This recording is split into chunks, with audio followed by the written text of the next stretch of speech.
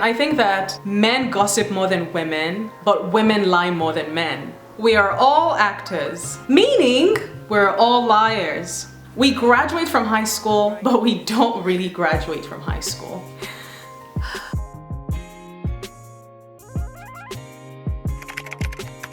Thank you so much for stopping by on my channel. If you're returning, welcome back. If this is your first time, welcome. My name is AB and it's lovely to have you here today. 25 things I've learned in my 20s. 1. There is only one Messiah. I can't save anyone. I can't save anyone from themselves, and neither can you, or should you attempt to. Stop trying to save people committed to drowning, because you will simply drown with them. Stop trying to save people from their brokenness and their demons, because you can't. And more often than not, when you attempt to save people from their demons then become yours. Doesn't matter if they're family sometimes. Doesn't matter if it's an individual you've known for years or a colleague. Sometimes, when people are committed to self-destructing, you can only point them in the direction of a space where they can heal, because you can't force them. It's also not your obligation to carry anyone's pain with you daily, because I bet you have your own pain that you carry daily. This is not to say to lack empathy or not sympathize with people when we see them genuinely struggling with their demons or vices. All I'm saying is I am as helpless as you are in your need. We never graduate from high school. The singular moment this dawned on me, it was such a moment of revelation. I don't know about you guys, but I've noticed that high school plays such a massive role in our lives. Many suffer from trauma, PTSD from high school. Survivor. Some mentioned that others had their glory years in high school, which is rather tragic because I don't know how that's possible. I think that it's true that some had more significant moments of glory in high school, like the cool kids, right? But high school should not dictate your entire existence. I once had a teacher, he was about 50 years old, and he would always tell us the story, I mean almost every class he taught, how in high school he was the most popular guy, the captain of the football team, and all the girls wanted him. Literally, this man taught us for 2 years, and almost every class he would tell us how he was the coolest guy in his high school. Like, wow, cool! It was sad as well because you see someone trying to hold on to their youth, perhaps because in his mind, that is the most level of fame or notoriety he would receive in his life. But we never graduate from high school because in the real world, have you guys noticed, many people operate in that structure. Group thinking. People are always going to be mean, test your boundaries, spread lies about you. People will forever be insecure about themselves and their identities and attempt to lay these insecurities at the feet of others. Bosses, colleagues at work, classmates, CEOs. I'm telling you guys, everyone operates in the structure of those are the nerdy ones, I'm the cool one. Some who weren't cool kids become cool kids in the real world and attempt to avenge their bullies by becoming them. Doesn't make sense. It's a vicious, smelly cycle, you know, and it's just, we graduate from high school, but we don't really graduate from high school. Happiness is activated by external trappings, which is always temporary and short-lived. But joy! Joy is permanently resident in your soul because joy comes from the Lord. Many have not tasted what joy is. Some have experienced it, a moment perhaps, an encounter. Let's use Michael for instance. Michael Jackson. Michael always said that every time he got off the stage, here come the tears. he was sad. I'm gonna try and do this without crying because I'm a huge Michael fan. I believe that's because the stage made him happy. But walking off stage reminded him of his pain and something that he was evidently lacking. A lack of joy. And perhaps peace, because the poor man couldn't even sleep. Michael was obviously searching for something outside of himself. Neverland. Surrounded himself with children. I can see how children perhaps gave him brief moments of peace whenever he surrounded himself with them. Of course, Michael Jackson's case is 10 times more sad because the poor man gave up his childhood to entertain the world. Anyways, strive for joy, guys. Strive for joy. Most women don't like each other. This is one of the saddest things on the entire list, but it is what it is. I've noticed that most women don't like each other. In fact, when we celebrate International Women's Day, I'm starting to wonder what we're really celebrating, because it's almost like we have moments where we appreciate each other, but for the most part, we just see each other as competition, and not for great things like Chimamanda said. It's usually for the attention of men.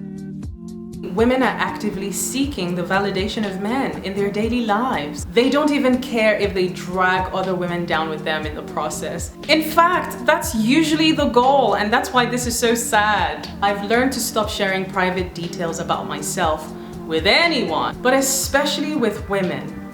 Sorry. For example, often women want to know the man I'm into. Who's your celebrity crush? Or who do you like in this moment? Once upon a time, an innocent question, and then you grow up and you realize what they really want to know is, how can I hurt you, basically? Now they like him too! Now they're making a move or attempt to embarrass me in front of the guy I like. It's happened too often. I'm starting to think like, okay, perhaps this girl or this girl is into me and she doesn't want me to be into this guy, so this is her attempt. My future ambitions as well. A few months ago, I was discussing with a small mind. She was a woman. I shared a goal of mine with her and she was like, maybe that can happen. Look, men aren't entirely loyal to themselves either. Right? Because I have to say this. But as a collective, they are way more reliable than women may ever be. And that's why, while you guys are competing for men's attention, look around you! They're destroying our earth! Being in power and all. In a world where we can be anything glorious, many people choose to be dumb. Many people choose to settle for mediocrity in their lives, which is a tragedy. They wake up every day and settle for being mediocre, average, while others make the decision to be dumb daily through their actions. But remember, you can be anything glorious. To a snake, venom is like food. In the same way, to the child of an evil person, often evil becomes their daily bread. I think that the reason why certain people are so evil, they're cruel, wicked, just unabashedly evil and comfortable being that way is because of how they were raised. The kind of things they saw perhaps their parents doing to other people, their friends, or to themselves. So when you grow up in that kind of space, evil becomes so diluted and distorted. Avoid those people. Those are especially the people you shouldn't attempt to change, because to them, why should they? Some are exceptionally cruel simply because they were raised by wolves. I've heard many people say this quote: you can only change a man's fashion sense, especially in Nigeria, which is where I come from. The person who told me this the most was my mom. She would always tell me, you can never change anything about a man but his fashion sense. This too is true, but I dare say even this is difficult and almost impossible, because most men do what they are going to do. Haven't you guys noticed? If a man is committed to being a fool, if a man is committed to dressing like a fool, being unpleasant, a stingy guy, he really commits. And a man that wants to spend money, take care of his body, he really commits. All I'm saying is, don't bother changing a man, not even his fashion sense. Well, of course, unless it's really bad. Hopefully he listens to you, that's the point. The point is, hopefully he listens. Good luck. Don't bother. Because when men are committed to doing something, that's what they're going to do.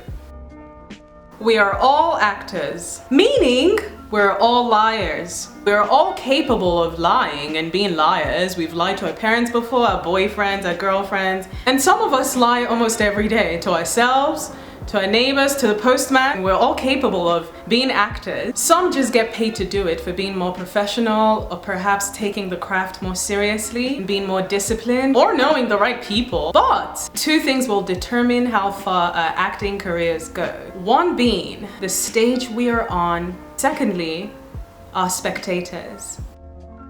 Once upon a time, when I would hear this statement in movies or TV shows, "Don't leave me, you're my everything." I'm like, wow. It really is dumb to make anyone your everything. It really is. No one outside of yourself should be your everything. Besides your children, I can see my children being my everything because I push them out. I understand that concept. And still with your children, as much as possible, try to establish boundaries. Children still shouldn't become your everything because you had a life purpose and a plan and dreams and goals before they came on. Sending love to all parents out there trying to balance having a life and raising children.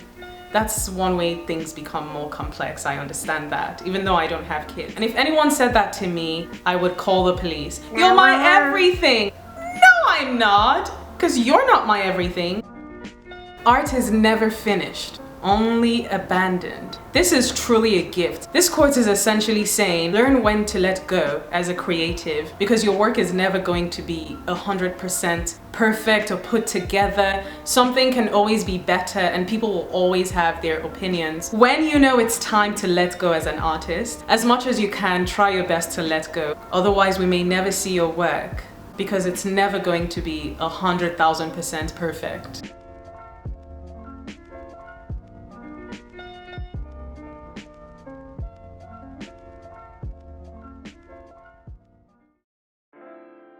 Christians, set healthy boundaries with everyone that you know, family, friends, co-workers, even fellow church members. Boundaries are important to set. Do not let people cross boundaries that you've set.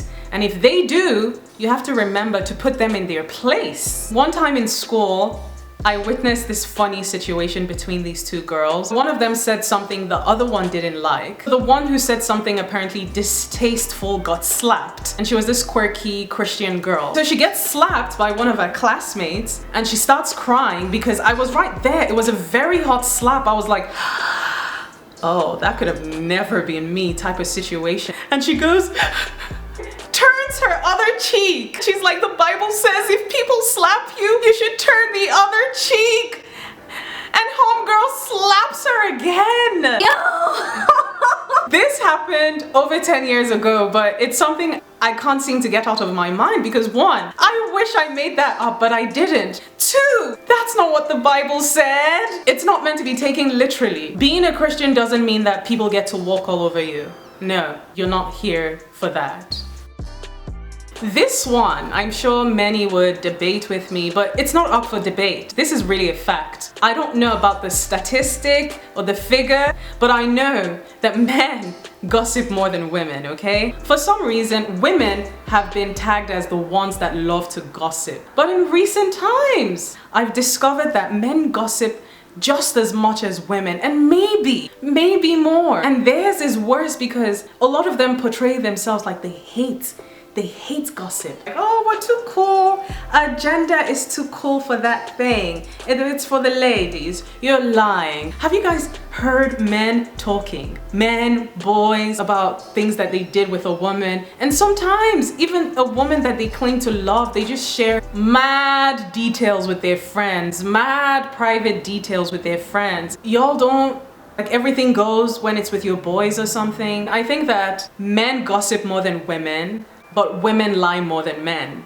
You guys don't have to agree with me, but remember, it's my channel and I get to say what I want. P.S. If a friend tells you something personal, it's not compulsory for you to then go tell your partner. I think that both sexes do that thing. We should all learn how to keep people's secrets, even if you're in a relationship with someone, or I understand a marriage, and even then, we all need therapy. We all do. And it should be free. And some of us need therapy twice a day.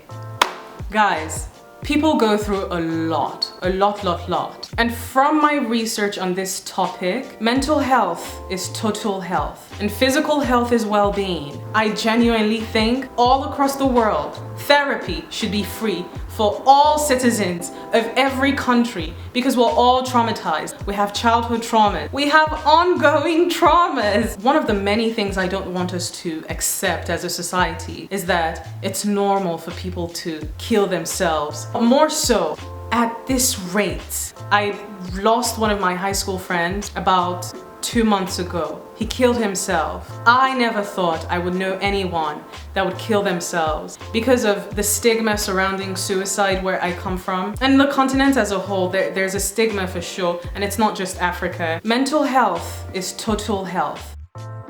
True feminism is not a trend, it's a way of life. But most importantly, feminism should be individually defined. Feminism is a broad topic as a whole. At its core, it's fighting for the rights of women in society, of voices being heard, being paid equally. But at its core, we all know what feminism is. There's one thing I hate. I hate when people try to force feed other women into embracing their kind or practice of feminism. A woman who likes men opening the doors for her and a woman who doesn't like men opening the doors for her can coexist under the feminism umbrella. But everyone should be given that respect and opportunity to define what kind of feminism works best for them, because we're not all the same and we're from different cultures, different upbringings, we all have different goals. Because if women are not giving that freedom to define feminism for themselves, then it starts to sound like a cult. My mummy once told me, never medicate with a love affair. And I wanted to also pass this message on to you guys, that you shouldn't medicate with a love affair. Because most times you end up even more hurt when the temporary pleasures run dry. And I just wanted to share that with you guys because I think it's such a powerful statement and it's not even something I have to explain. We are all single until married. I wish more people would embrace this one, but for some reason, people really struggle with this one. Let me just say this, for those who might be unclear on what this means. Until the day you guys see a ring on my finger, I'm single. That is what this statement means. If relationships were so serious and important, when we fill up forms, when they ask, are you single or married? They should ask, if it was so important, are you single, dating, or married? But no one asks that question because there's no guarantee. And it's not even enough to have the ring. Until my wedding day, me and my man walk down the aisle, do the whole ceremony. We both receive vows. Anything before that, I'm single, I'm sorry. It doesn't mean I'm going to cheat on a guy I'm dating. It just means that, to me, we're just playing games until I'm married. Because we're all single until married. I don't know why people make relationships hold more weight than they should. I mean, it's a beautiful thing to find love, and of course, you date and sometimes it will lead to marriage. I'm not saying to cheat on your partners when you're dating or none of those things. All I'm saying is have your eyes wide open and don't get played, because life is a game and most people will play you. So you must play life before life plays you. Until he's done the needful, don't stress over him, don't fight over him, don't lose friends over him, don't post his pictures on social media till you walk down the aisle with him. You saw what Issa Rae did, right? That's what we're doing now. Always remember, there are many fishes in the sea, even if it looks rather dry. We're losing light, but I'm gonna keep going. You are not a hopeless case. As long as you're breathing, you have all the validation you need. You're alive, you're breathing, despite the limits. Whatever it is, every situation can change. It's just a matter of making a decision. You're worthy, you're deserving. The fact that you're still alive right now means you have a purpose and it has not been fulfilled. And always remember that most cures for ailments and sicknesses can be found in nature. That should be the ideal rule, but people are gonna do what they're gonna do, aren't they? In the same way, you have to have murdered yourself before you can murder anyone else. Jealousy is such a smelly disease. It's a very popular one, just as popular as having like a flu. People have no issue with being jealous, but I wish they would. And it's thriving in our world today. My hope is that before 2021 ends, if you're suffering from this disease, I hope that you heal and that you get well soon. We barely are in control of our own lives, so how can we be in control of anything else that is external? I mentioned 2020 in my introduction video. I think that 2020 was definitely the wake-up call that we all needed to alert us. 1, we are barely in control of anything. 2, God is in control of everything. And 3, let go and let be. Truly though, I hope that we as a society, I hope that we never forget the year 2020 and what it did to us. 2020 took a lot from us, but 2020 also gave a lot to us. I hope that we would hold on to both experiences and that we never forget the year 2020, because it would be a tragedy if we all come out of this unchanged. That would be the greatest tragedy. And society, if there's one thing we know how to do, it's to move on and act like things never happened. But things did happen. We don't need another pandemic or another wake-up call. I think a lot of us are still trying to move on. Do you know some of your biggest haters are the people you know? Even the Bible says it. Your enemies will be right in your own household. Some of you, it's your fathers, yes. Some of you, your fathers are your haters, sisters. Some of you, it's your aunties, uncles. Some of you, it's your brothers. Your brothers are your biggest haters. Some, it's your mothers. Those are the ones that break my heart the most. I've literally had friends tell me, AB, I think my mom is jealous of me, or AB, I think my mom hates me. That always like rips my heart apart. Just be careful. Guard your hearts, always. People always tell us who they are if we just listen. AKA, people will always tell on themselves if we just listen. It's true. Most people can't help it. They want to talk. You learn way more in general when you listen. In the same way, you learn way more about people if you don't ask them, but you simply listen and observe them in an environment, observe them from a distance. Listen, and people tell on themselves. Observe, and you'd learn all you need to know.